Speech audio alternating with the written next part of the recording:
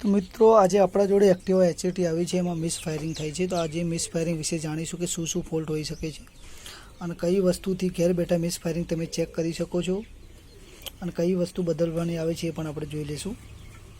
તો સૌથી પહેલાં મિસ ફાયરિંગ માટે જે એનો જે પ્લગ આવે છે એમાં પણ ફોલ્ટ હોઈ શકે છે। બીજા નંબરમાં એવો પ્રશ્ન છે કે જે બાટલા કોઇલ છે એની જે પિનો છે પ્રોપર રીતે વર્કઆઉટ ના કરતી હોય તો પણ અહીંથી લૂઝ પડતી હોય એટલે વર્કઆઉટ ના કરતી હોય તો પણ આ ઇસ્યુ થતું હોય છે।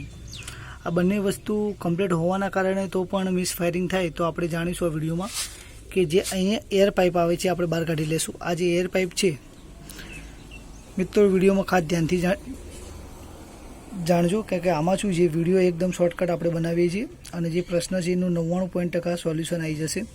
જે આ પાઇપ છે આપણે બહાર કાઢી લેશું અને આ પાઇપ બહાર કાઢ્યા પછી આપણે કોઈ પણ આપણી જે એક આંગળી છે અંદર ફસાવી દેશું।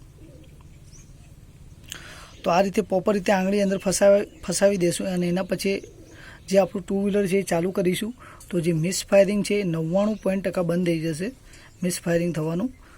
તો આપણે જે બાટલા કોઇલની બધી વસ્તુ છે ચેન્જ નહીં કરીશું અને આ જે વસ્તુ છે એ આપણે ચેન્જ કરી લઈશું। કહેવાના મતલબમાં જે આ એરબેગ લોક થાય છે અહીંયા આગળ તો એ આપણે ચેન્જ કરી લઈશું। તો હાલમાં મારા જોડે એક જૂનું એક્ટિવાનું હું લાવ્યો છું ચેક કરવા માટે। તો મેં આ અંદર ફિટિંગ કરી અને ચેક કરી લીધું, કોઈ પણ ફોલ્ટ થતો નથી, મિસ ફાયરિંગ એકદમ બંધ થઈ ગયું છે।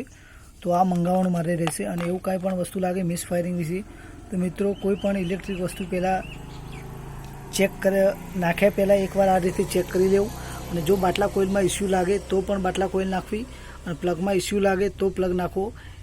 બંને વસ્તુ બધી વસ્તુ ચેક કર્યા પહેલાં આ વસ્તુ ચેક કરી લેવું। જો ઘણીવાર આ વસ્તુથી બંધ થઈ જાય તો બાકીની કોઈ વસ્તુ ફોલ્ટ હોતો નથી અને 99% આના લોક થવાના કારણે જ મિસ ફાયરિંગ થતું હોય છે અને એવું કાંઈ પણ વસ્તુ લાગે તો કમેન્ટ બોક્સમાં જણાવો।